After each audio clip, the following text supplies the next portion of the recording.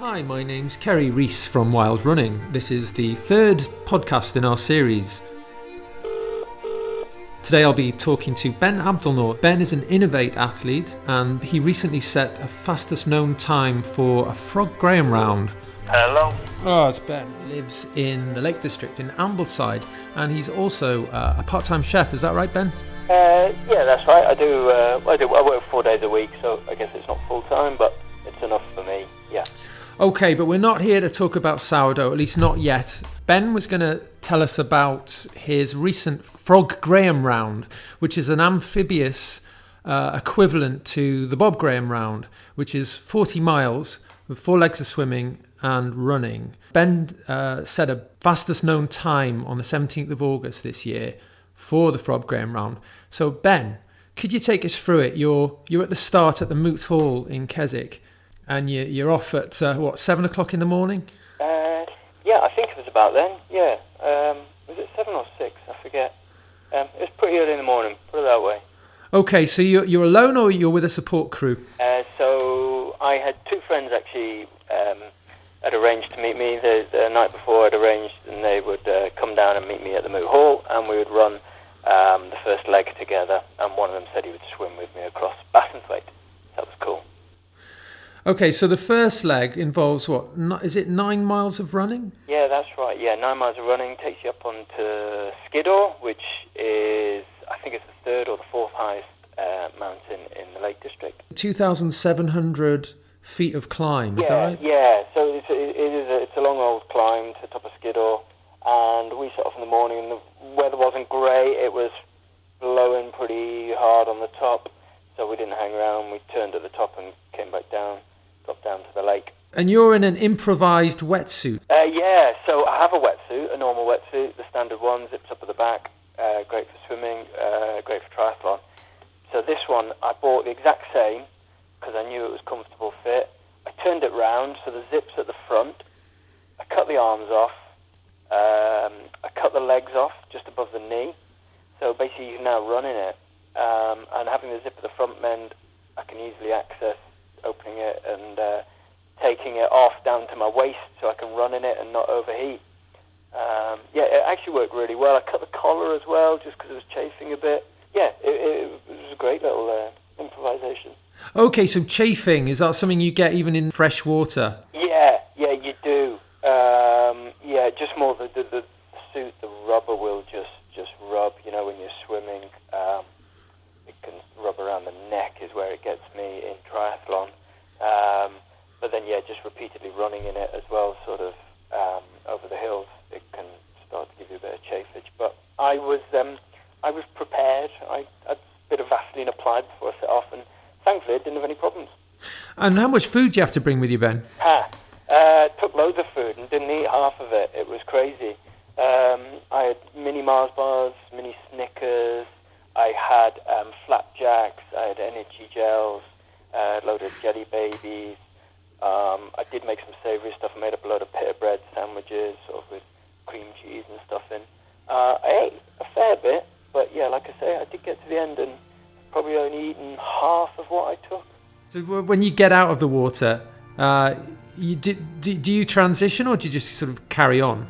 No, when I get out of the water, so how it works is, or how it worked for me, is I had a dry bag. So I've got a dry bag which I can put my rucksack in that I was running with on the back. I put that into the dry bag, fold the dry bag up, and it clips around my waist, and it basically floats on the water about a metre or 2 behind me, and I swim and just pull it along behind me, and then when I get out of the water, I open up that dry bag, pull the rucksack out, and fold up the dry bag, put it into the rucksack, and I can set off running again. All right, so anyone who's familiar with swim run, a dry bag is a necessity if you want to get from A to B instead of having to drop clothes on the way around or have a support team. But you had a support team as well. What I had was, I need to make this clear, I suppose, because whilst I didn't do it solo, I had friends running with me. I was totally self-supported, and this is different to a Bob Graham, and it's the way the previous chap who had the done it. He had done it with people running with him, just to give him encouragement, but he was 100% self-supported. He did his own navigating, he took his own food, he took all his own clothing, he had a map, a compass, all that sort of stuff. So I did it in the same spirit and manner that Dan did it in. Dan's your club mate at yeah, Ambleside. He's a club mate actually, but yeah, he had the fastest known time before I took it off him, and he was it was a great help actually. This is Dan Duxbury, we should say. Dan Duxbury, yeah, and I don't know if you can find it on the internet, but there's a brilliant film. It was at Kendal Mountain Festival a couple of years ago called Chasing the Frog. If you can find it on the internet, it's well worth a watch. Chasing the Frog. Okay, look out for it. Yeah. So Ben, let's go back to 2005. Was it 2005, 2006 when the first Frog Graham was done by a hiker? Peter Hayes. A guy called Peter Hayes, who was a sort of hiker swimmer, wasn't he? Yeah, so he's. I've spoken to someone who knows him quite well. He said he's a really interesting bloke. I've not met him. Quite an eccentric character. He's written a book about swim hiking in the Lake District, but also further afield. He came up with probably one of the first sort of swim run bags and sacks, if you like. Came up with this idea for going hiking in the Lake District, swimming across a lake, and keeping all this stuff dry. Yeah, he devised the route basically in 2004, I think it was, but it might be a bit later, yeah. And so let's just go back to the route now. So I think we were swimming across Bathurthwaite, yeah. And then you've got a run through Winlater Forest. I think it's 11.5 miles, which involves running over Grisdale Pike. Yeah, Grisdale Pike, Eel Crag, kind of the familiar hills people will know, and then it drops you down into Buttermere, towards Buttermere, yeah. And then you have a 15-minute or so swim across... Yeah, it's about a 15-minute or so swim across Crummock Water. How were you feeling by then? I was all right at that point, actually. I got there expecting someone to swim in the water with me, and they weren't there, which was fine. I had someone in an inflatable sort of kayak, so she was there. She said it's going to be okay, because I'm all right swimming, but I get a bit nervous when I'm on my own in the water in the deep blue, and so just got prepared, jumped in the water, and off we went. It's a beautiful lake for swimming across. Now, you had some challenges with the wind, is that right, with the support crew? That was on the third lake, Buttermere, and the wind had really picked up, and there was quite a chop on the lake, and again, Hazel was there. She was in her inflatable kayak, and I thought it was funny, she was sheltered around the corner in a bay, and I realised the problem was as soon as she got out into the open water, the wind just took her kayak, and she was just getting blown eastwards towards the end of the lake, and I was swimming across it. I was all right. It was quite choppy, but yeah, poor Hazel did get blown away, and she didn't get back on track. But you didn't swim after her? No, I thought it should be all right. She'll sort herself out. And then on to leg 4. Yeah, that's right. Yeah, leg 4 takes you on to Robinson and Robinson Dale Head, High Spy, and then Cat Bells, which will be familiar to a lot of people, I think, who've been to the Lake District. And then from Cat Bells, you drop down to Derwent Water for your last swim.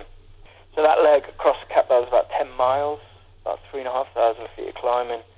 And by that time, you're getting pretty tired. I did at one point, I think it was quite funny, a friend I was running with, Tom, was running with me, and he knew that I wanted to be self-supported. He knew that he wasn't, to give me any food or anything like that. And I stumbled just arriving at one of the trig points, and it was one of those classic sort of, I tripped, and then I stumbled a bit more, and then I just went face planted into the ground and banged my head, and I lay there. And I remember he stood there, and he looked over me, and he went, "You all right?" I said, "Yeah." He said, I'd offer to help you up, but you've got to do it self-supported, haven't you? So I can't really. I just thought it was a great purist. I think he was serious. But, So I didn't take his hand, and got myself up. Okay. To get to the finish, in fact, it took you 10 hours and 55 minutes. That's right. Just under 11 hours was to do 40 miles of swimming and running. Brilliant, Ben. Awesome achievement. Why did you do it? Why did I do it? Yeah. I love swimming and I love running, and I've done a Bob Graham, and that just seemed the next thing to tick off. Okay, so tell us about the difference between a Bob Graham round, because you did a Bob Graham a few years back, didn't you? And it was Bob Graham, 16 hours or something. 5 or 6 years ago. Mm-hmm. Yeah. The Bob Graham is for fell runners. It's kind of the pinnacle of what everyone sort of aspires to do, to complete. It's a route in the Lake District. It's very well known now, really, amongst most runners, fell runners. It's about 65 miles, and I think some people say about 26,000 feet of climbing. And you've got 24 hours in which to do it. There's about 42 peaks. Well, there is 42 peaks. And, you can do that with full support. You can get as many people as you can to help you get around, carry your food, navigate, etc. So I've done that slightly differently again. I did that on my own. But yeah, the Frog Graham was something that really appealed to me. And having seen Dan Duxbury, my clubmate, do it a couple of years ago, and help him on it, I thought, I'd like to have a go at that. So you like to do things slightly under the radar, Ben. So it's not high profile stuff that motivates you. You seem to like the self supportive aspect of it. Does that just sort of make you feel a greater sense of achievement when you're going around with very minimal support, carrying most of your own gear, etc.? Yeah, the Frog Graham and the Bob Graham, different reasoning. I suppose the Bob Graham, I wouldn't say I knew I could do it in 24 hours, but I didn't think it'd be difficult if I did it with support. I thought I should be able to do it in 24 hours. So how do I make it slightly harder, a little bit more of a challenge? So I came up with the idea of I'd have my girlfriend at road crossings. She'd give me food and supplies when I was doing the Bob Graham, but I'd run the entire thing on my own and navigate myself across the fells. I thought I should be able to do that, and I did. And so it was the same with the Frog Graham, a little bit of I wanted to test myself. A little bit also, though, of I go back to this sort of the spirit of the Frog Graham round is you do it to, you not go beyond your limits, but do it to what you think you're capable of doing. If you need help, if you need someone to carry your kit, then that's fine. That's what Peter Hayes always set out in his sort of spirit of the Frog Graham. He said, if you need help, that's fine. If you want to get some hot drinks from support crew, that's fine. But if you think you can do it without outside assistance, then do it. He even says, if you want to have a go solo, then as long as you've got sensible sort of precautions in place for if anything goes wrong, then no reason not to give it a go like that. All of this you've done sort of despite the fact that sort of 15 years ago you had quite a nasty accident. I think it was paragliding, and you were told that you might end up in a wheelchair. Yeah. It seems a long way off now. But 2004, I was in New Zealand on holiday. I'd taken a year out, and I was travelling around New Zealand, and I thought I'd try and get my paragliding license. And I was a couple of months into a course, and it came to with a nasty bump. I had a collapsed wing. I couldn't get it sorted, and it threw me into the hillside. I was taken to Christchurch Hospital. They've got a spinal injuries unit there, which was very fortuitous for me. And they did the best they could and said, "You're lucky not to be in a wheelchair." So I came out of there a few weeks later with a crushed vertebrae and about 6 months enforced rest before I could fly home. Wow! And then you took up fell running.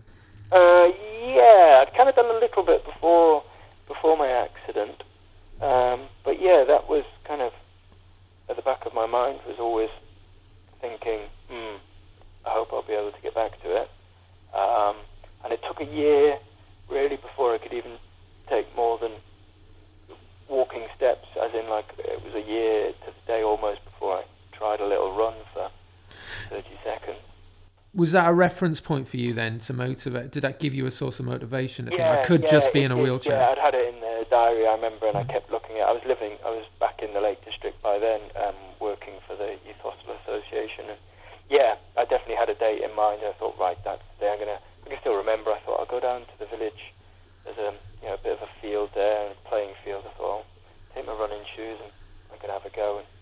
Because up until then, I remember the surgeons had always said, don't run for the bus. They said, don't try and run across the road. Don't run for the telephone. They said, you've got all this metal work in your back, and you just need to be patient. Okay, so for those out there listening who don't know Ben, he's a very modest guy, and so Ben wouldn't mention this, but Ben then subsequently went on to set a Lakeland 50 record. Is that right, Ben? Yeah, but I should say, I did. I had the course record for a couple of years, but it has been broken, so I do no longer hold it. Nevertheless, you set a record for that mere 50 miles across the lakes. And you also, one time English fell running champion, weren't you? You've won a collection of the tough... Runner-up. Runner-up, okay. Okay, well, sorry, Ben, I was bigging you up there, wasn't I? I said it because I know you wouldn't. You also have won a couple of fairly prestigious fell races. Well, prestigious if you're a fell runner, including the Ennerdale Round. Yeah, Borrowdale was probably a great win to get. Yeah, Borrowdale fell race as well. But no, I've had some good runs. I've had some good seasons. I put in the training for them. Yeah, you get your rewards, I think, if you put in the effort. Okay, so Ben, what tips would you give to someone who's a fell runner, who's thinking about doing a swim run that's maybe a bit on the wild side? Tips for someone who's a runner. I'm guessing they can do some swimming already.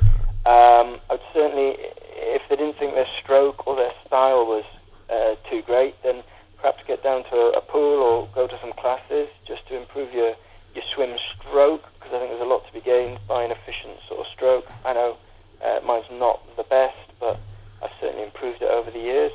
And then I'd say just get in the water and get used to some open water swimming. The Lake District's a great place to come swimming.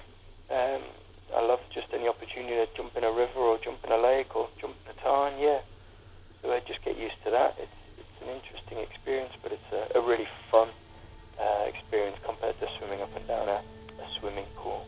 Do you think that it's important to get the stroke right first before you start hitting the lakes and the sea? No, you can just go and you can go and just do doggy paddle if you want. But I'm more just thinking it just makes sense to have good technique. It's the same with running. Anyone can go and run, but you might as well run properly rather than run like an idiot. Not that anyone who's seen my running style or technique would think I've practiced it. I was also going to ask you about the other aspects of your life. So you moved down to Ambleside, or up to Ambleside, or was it across to Ambleside from Newcastle? Probably technically up. Yeah, I was in Yorkshire at university. Yorkshire. Graduated, didn't know what to do, and just loved the Lake District. So that would be 2003. I graduated. Moved up here and started working for the YHA, Youth Hostels Association. So it's a lot of people, I think, sort of were doing at the time. Great outdoors, do a little bit of work, get a bit of pocket money, and just go exploring and having fun. And you also do a bit of acting, don't you? I do a bit of acting. I have done a bit of acting. I haven't done much recently. I got a call from the director yesterday for our local amateur dramatics, trying to get me to do a Terry Pratchett production. It's really good fun, and it's another way of taking you out of your comfort zone. Sort of, you can be in quite awkward situations, and quite stressful situations, I suppose, being on stage on the first night. But it's something different. Yeah. So you obviously like putting yourself on the line and taking yourself a little bit outside your comfort zone. Yeah, I guess I do. It doesn't. I might sound adventurous. I'd say I'm not terribly. It doesn't take much to take me out of my comfort zone. I went ski touring in Norway earlier this year with 3 mates, and I was very quickly out of my comfort zone. And just 5 days going between huts with all our food, skiing between them. I'd never skied before that type of skiing, so we'd hired the skis the day before, so I had literally sort of 3 hours of trying to stay off my arse. And the weather turned really bad on one of the days, and everyone, bar us 4, didn't leave the hut.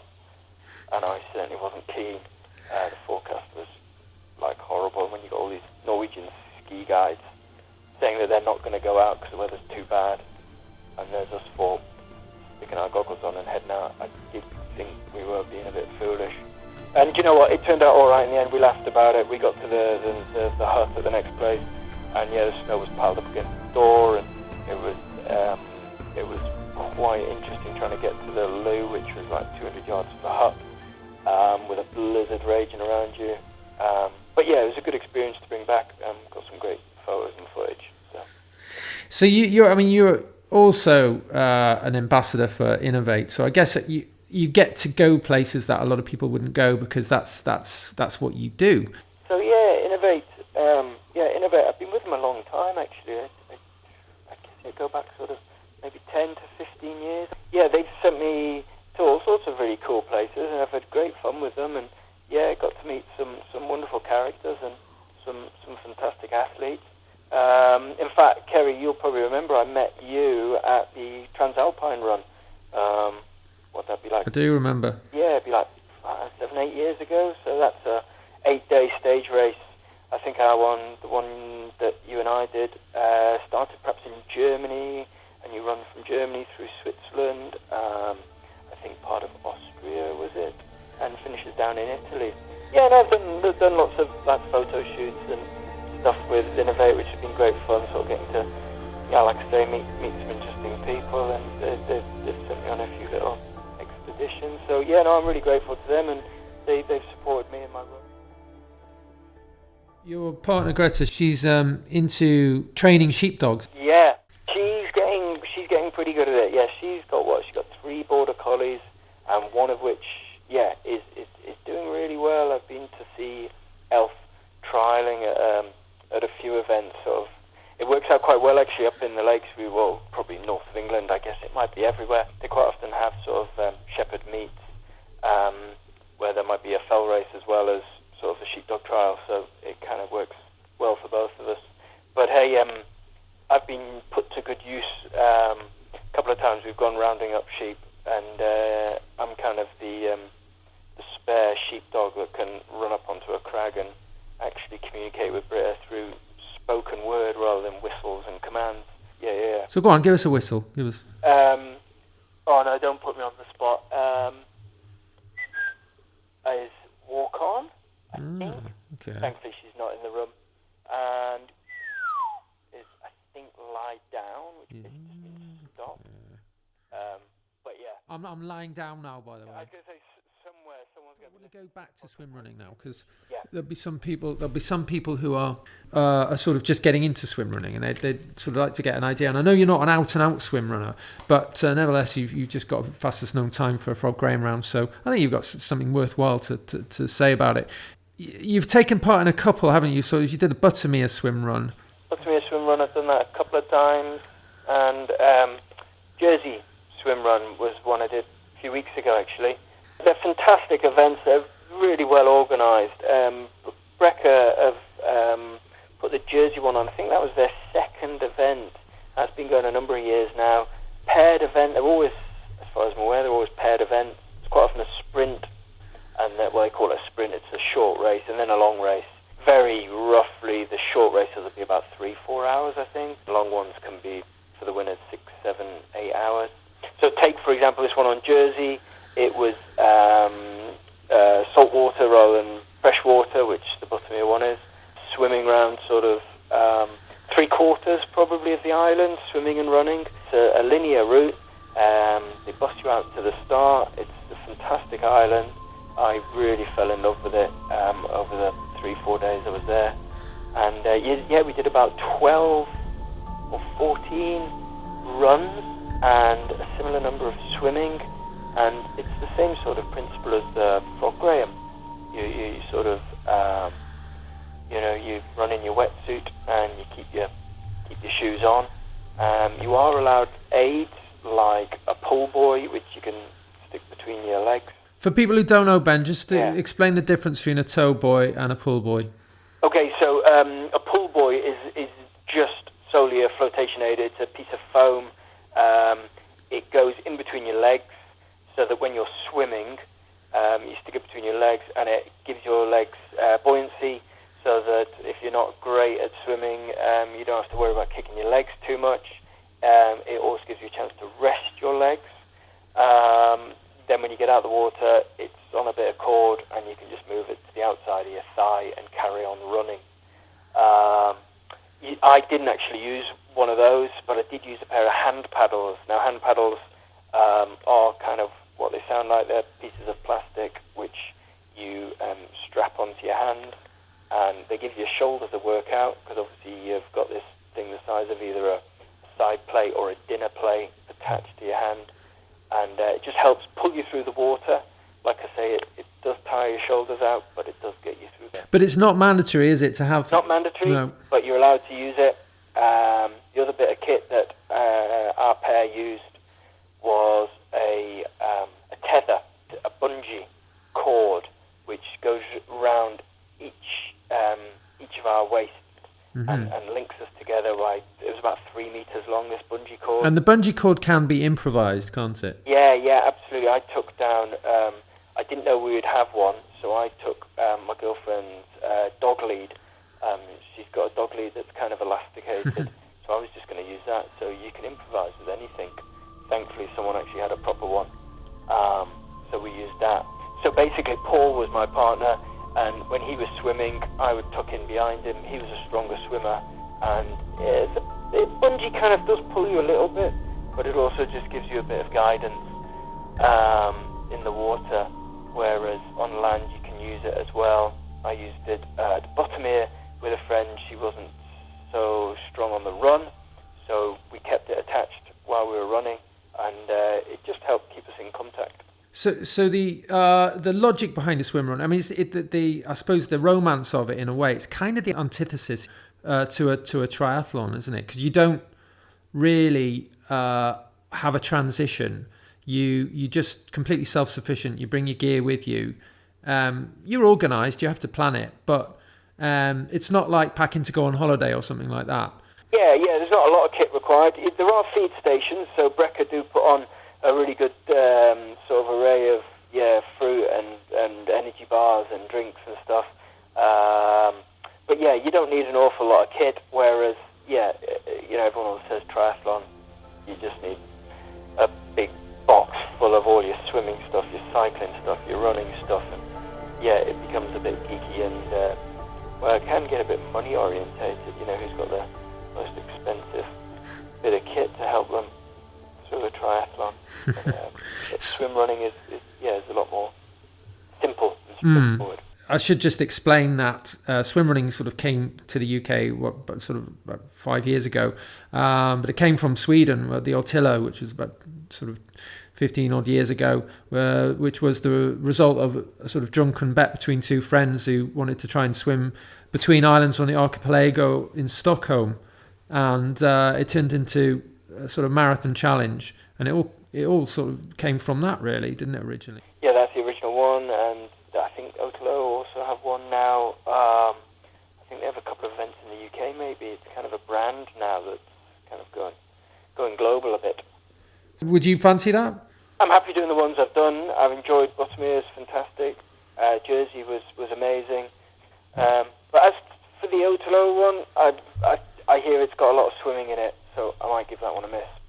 If you were training for a swim run, right, let's say you're fairly new to it, you've got your gear, you've taken your scissors, you've done a Ben Abdelnoor, you've cut away the neckline, you've cut away above the knees, you've cut away the arms, you're ready to go, you've got a tri-suit underneath, you've turned it back to front, Ben style, off you go, you're going for a run, you've got your dry bag with you, right, and your running shoes which you're going to wear with you in the swim, but you're not doing a point-to-point because you don't want to get a taxi home and you haven't got a lift home and you don't want to do a circular 30-mile Frog Graham. How would you work that then? Would you sort of swim along the shoreline parallel to and then swim back again? What sort of thing would you recommend? Well, if the lake or whatever body of water you're swimming across isn't too big, then you can cut corners on it and go around. If I'm just kind of picturing a lake around here, sort of Rydal Water's a small body of water that if you just ran around the whole thing wouldn't take you half an hour. So you could devise some short route with a few little swims. I've got a route I do just straight road out of my house that takes me to one tarn and 2 waters, so I can have a little run and a little swim. It's about an hour and a half. You can come up with anything you want. You can cross rivers, or you could just do an out and back swim. It's just a really nice way to break up a run. And interestingly, you tend to give your muscles sort of a chance to recover. You know, if you've done a period of running and all you're doing is running, you're going to really fatigue your muscles and end up stiff and sore. But one of the things I notice with triathlon and with swim run is that you can finish a race and be physically exhausted, but your muscles aren't tight or sore like they would have been if you'd purely been running. And it's interesting, when you transition from one to the other, you're really looking forward. For example, when you're running, you're really looking forward to getting in the water, and then when you've been in the water for a period of time, you start thinking, right, yeah, I really wanted to get out and go for a run now, and sure enough, that happens, and you're off for your run, and then before you know it, you're looking forward to getting back in the water again, and the cycle continues. So Ben, tell us a little bit about your diet. A lot of people will be interested to know what you need to fuel you to get around a few mountains and valleys. It's not too unusual. I mean, like a lot of people sort of in my circle of sport and stuff, I don't eat a lot of meat now. I describe myself as pescatarian, with a couple of lapses as of the last couple of years. So I eat a lot of sort of, plant-based diet. I really enjoy sort of cooking. So I've eat a lot of sort of beans, pulses, lentils, veg. I work in 2 cafes, one of which is a vegetarian cafe. It's got quite a strong sort of vegan following as well. I have to say I've been pretty good at cutting out sugars. My girlfriend gave up sugar, chocolate, all the nice stuff for Lent, and then she's just carried it on. So I painfully joined her, and I'm doing pretty well. I've kind of replaced it with gin, which probably, I don't know. I wasn't expecting that, but yeah. Make of that. But we've got hooked on gin. Not quite addicted, but I think the last count we had 7 bottles open, and we're getting pretty nerdy over it. Yeah. But not to be recommended in too great a quantity. All right, Ben, it's been a pleasure. Thanks very much. Best bit of advice I've been given about fell running. This has been a How production for Wild Running. Probably just enjoy it. If you're not enjoying it, change something, whether it's your training or whether it's the type of running you're doing. Alright, take care, guys.